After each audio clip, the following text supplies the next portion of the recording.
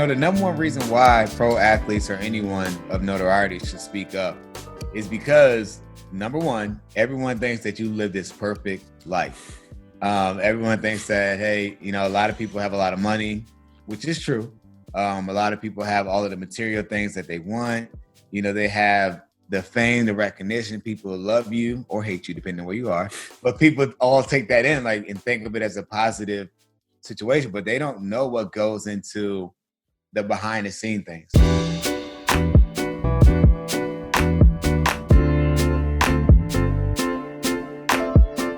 Welcome to Startup Health Now, the podcast where we talk with the entrepreneurs shaping the future of health and discuss the health moonshots they're working to achieve. I'm your host, Logan Plaster. Today on the show, a very special guest, two-time Super Bowl champion, Torrey Smith. Torrey joins me on the show to discuss his recent partnership with Rose Health, a mental health startup that has been with Startup Health since early 2020. Torrey and I talk about his life post-NFL and why it was so important to him to become an ambassador and investor promoting mental health resilience. Hope you enjoy the interview.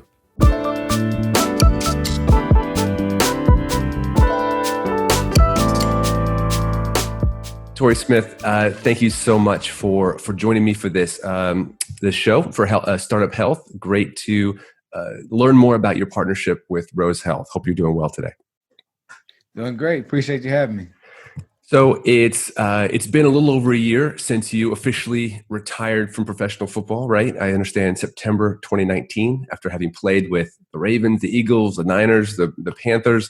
An interesting time to retire. I'd like to, before we even jump in, what have been your thoughts over the last year watching the team and just watching professional football? It's been a huge change.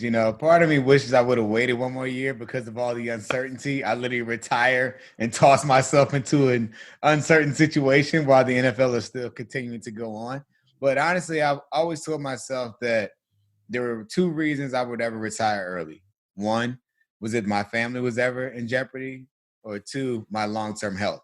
And I actually tore some cartilage in my knee and had surgery, and I had to take medicine to actually perform. And so once I started to realize, wait, this isn't just lasting for a week or a couple of days to try to get over a hump, I felt like I kind of needed it. So for me, that was my cue to, hey, it's time to move on, worry about the long term, and figure out your next phase of life. I wasn't nervous about it. I was always prepared. I graduated with my degree in criminology from the University of Maryland, and then I received my MBA while I was in the NFL, just trying to learn more so I could be more prepared when the time comes. And it's here. And I'm living it out in a COVID world like so many other people trying to figure things out. But I'm extremely excited about the second phase of my life.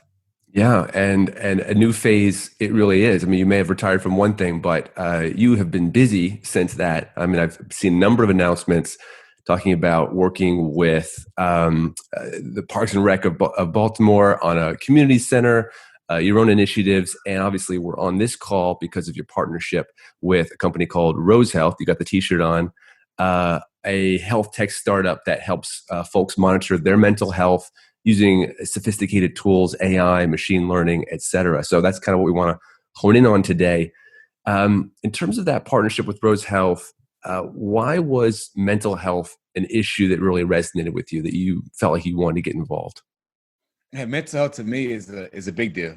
I tell people all the time, I had a therapist before I actually really had one. She was the person that really talked to me and was able to get me to open up. So there was a lot that I learned and a lot of challenges and issues that I was dealing with. And prior to meeting her, my only way of acknowledging issues or dealing with issues was to suppress it, deal with it alone. And it led to me dealing with a lot of pain, honestly, and just keeping stuff in, not being able to sleep, not being able to eat, just stressed out, and I never really mastered the ability to be aware or really figure out how to help it. And so learning about Rose and what they do, the number one thing for me in a way was just simply being aware of how I feel and what type of things take me to that place. I wasn't a person that generally would write in a journal. It was this mental journal up top that seemed like it was running around a track in circles and circles over and over. But with Rose, they have the ability, it's simple. It's on my phone. The same way I send a text message to anyone else, I can kind of document how my day was. I can be honest with myself because what I've learned with mental health is only as good as your honesty. Mm. No one's ever going to know if anything is wrong, if my therapist or anyone, unless I tell them. Yeah. So to have the opportunity to be honest, feel like it's just me, but that there's a therapist on the other end of that line, it's great. But right now I'm in a great phase of my life. So, it's more so a reminder for me to keep going, to keep pushing, but also it's allowed me to become more aware of what situations or what environments or what things may trigger me and make me feel a certain way. So more than anything, I'm building my own like mental health resiliency, I would say, as a way for me to just be aware to make sure that I'm the best version of me. Because if I'm Yeah. not the best version of me, I'm a father of three, I'm a husband, and if I'm not the best version of myself, I for sure can't fulfill my obligations towards them. It's interesting you say the "it's just me" bit, because one thing I think is so fascinating about these types of mental health applications is the power of actually having a little bit of distance. And you can tell me if you agree or disagree, but the idea that I am tracking it with myself. Of course, there's a therapist on the other end, but there's a little bit of anonymity in terms of I'm just filling this out, and I can be a little bit more honest. And I think it's interesting because like the technology is allowing me to open up in a way that I think maybe 10 years ago we would have thought teletherapy was going to create these big walls. And now I think there's some ways that technology is opening up, allowing people to be honest. Have you felt that? Yeah, absolutely. I agree with that 100%. And for me, I'm a person that tries to live my life based on accountability. And I feel like so long in my life, I've held myself accountable in school. I held myself accountable to ball. I held myself accountable to my family, but I never held myself accountable to trying to be aware of how I'm feeling or my Mm. emotions or my mental health. And so this is really a tracker for me. And it's crazy. I don't know how this technology works, but when I write certain things or something that's triggering, it's like the information is there for me to help myself. I've grown to love meditation. I've grown to love yoga, different things to try to get me at ease. And this app just points me in the direction of so many different tools that I've been able to use to help manage through. And whether that's something that takes forever, or that's 5 minutes, or even an article that I can read, it's been very helpful. Why do you think it's important, if you do, for pro athletes to speak out about mental health? Oh, it's huge. The number one reason why pro athletes or anyone of notoriety should speak up is because number one, everyone thinks that you live this perfect life. Everyone thinks that, hey, a lot of people have a lot of money, which is true. A lot of people have all of the material things that they want. They have the fame, the recognition. People love you or hate you, depending on where you are. But people all take that in, like, and think of it as a positive situation, but they don't know what goes into the behind the scene things. For a perfect example, I felt like I had a solid 8-year career in the NFL. And I would say I wasn't happy for probably 6 of those years. Mm. And it was things that were going on away from the game within my family. It was dealing with the loss of my brother, which I don't feel like it impacted me a lot, but I know it changed the way I was thinking about so many different things, which did have an impact on me.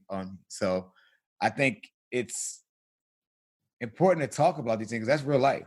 I lost my brother. That's relatable. I've technically been released from a team. That's being fired from your job in the real world. Yeah. I've been in a position where I've been in the game winning play. I've also been on the other side where I feel like I failed to make the play. So the emotional roller coaster of the highs and the lows that you place on yourself, and forget being upset with yourself. You have millions of people Yeah. that are upset with you, and it kind of sends you on this roller coaster. So it's real life, man. I think a lot of people can relate to that. And, it's important for athletes to break the stigma that your life is perfect, because it's not. Yeah.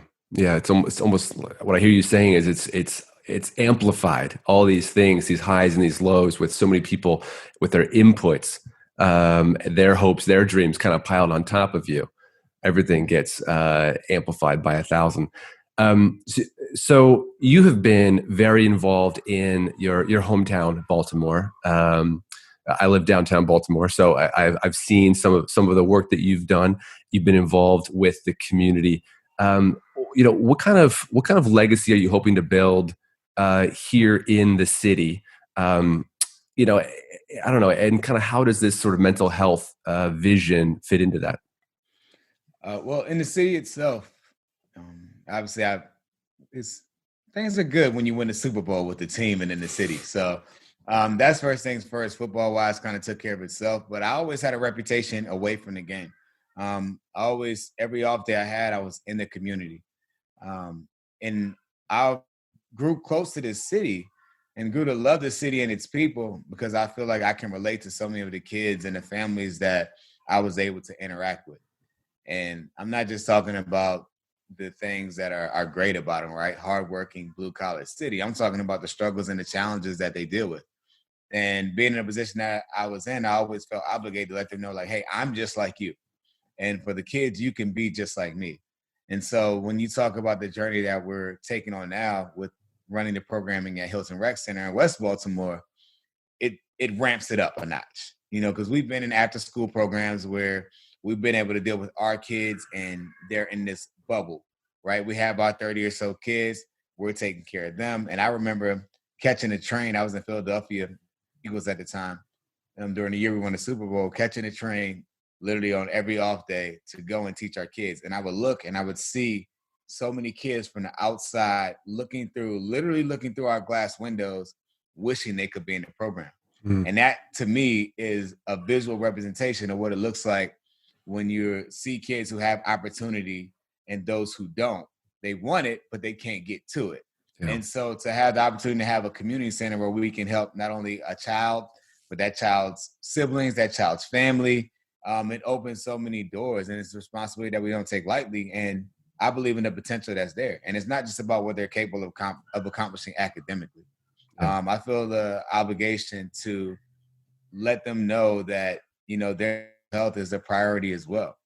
Um, Generally, when you're talking about neighborhoods that are impoverished or violence may be higher or drug use and abuse, all you're talking about is trauma and PTSD. Yeah. There's literally PTSD in these neighborhoods, Yeah. and we don't talk about it. And Hmm. so I can relate to a lot of the situations that exist. I've been through a lot of things that a lot of these young men and women are going through or have been through. So it's important for me to show them, like, hey, I've dealt with things. I have some issues and barriers that some walls that I've had to tear down.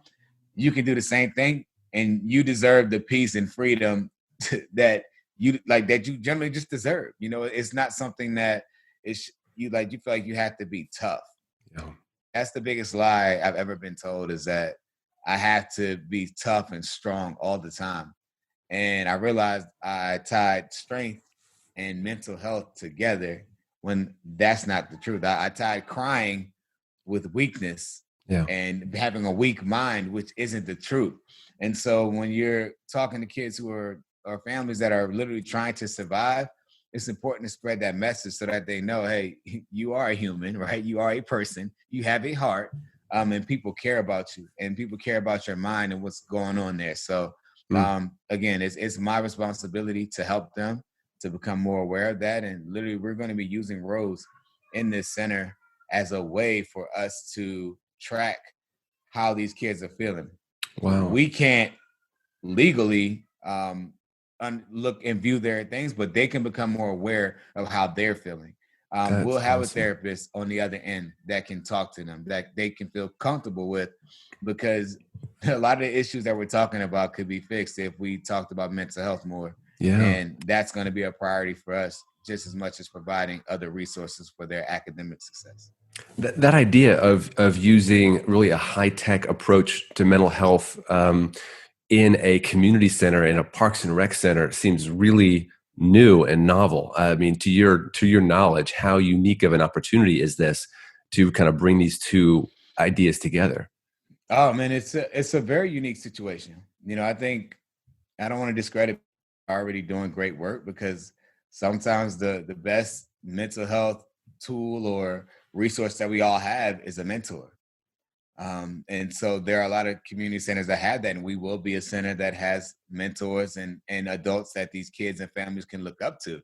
But the reality of it is, a lot of us, and I'm a part of the us, have issues talking with people. Yeah. And so when you feel that, hey, this is my secret, this is between me, myself, and my therapist, if I want it to be that way, Yeah. right? Like this is a app where you can decide that, hey, I'm only going to deal with this for myself to manage myself, and I can be honest with myself. So the sky is the limit with Yeah. what these kids can experience. And my number one goal would be just to help them become more aware of who they are, more comfortable with their own mental health, and also be comfortable reaching out and not seeing it as a sign of weakness. Interesting. That's beautiful. What do you think about where this can go? Something about startup health is that we talk about health moonshots. We talk about the importance of these big, audacious goals in health that we can really all strive towards collaboratively. And you're talking about, you're one individual. Rose Health is one company, one rec center. When you think about your sort of longer term health vision, your health moonshot, like where do you think this can go, and how big can it get? I think it can. I mean, the sky's the limit. You're talking about a country and an issue or challenge that doesn't discriminate. Your mental health and the challenges that you may have or the struggles that you may have with it doesn't care if you're rich or poor, doesn't care if you're black or white, doesn't care if you live in the north or the south, the east or the west. Those problems are still there. Those challenges are still there. And it's important to note that this is a resource for that. I'm a firm believer in using multiple approaches to deal with your health. Because you never know what may work best for you, or all things may work together to kind of help you piece it together. But the thing I love the most about it is that, again, there is on the end of my rose is my therapist, right? But at the same time, my biggest takeaway is that I'm able to track and become more aware of how I'm feeling, what triggers me, what type of things throw my day off, what type of things give me issues. So therefore, now I'm not fighting a war or a battle and not having the ability to identify who my enemy is. I'm fully aware. So therefore, I can avoid certain situations, or I can know, like, hey, don't allow this to get to you, because this is going to take you to that a level. So for me, and I really think that comes from just playing football my entire life, because when it comes to examining film or studying your opponent, you have to figure out what their strengths and their weaknesses are. And then you figure out how to attack them. Well, with my mental health, I have to figure out what my own personal strengths and weaknesses are, so that I'll know how to attack it and how to handle it, which is what the Rose app has been able to help me do. Awesome. Well, Torrey, thank you so much for taking the time to not just, explain the partnership with Rose, but just share your passion. And thank you for just the work that you're doing in the community here, and the kind of modeling vulnerability and being open. I mean, it's incredibly critical, and I can see the good that will come of it. So I appreciate that. Man, thanks. Appreciate you having me, man.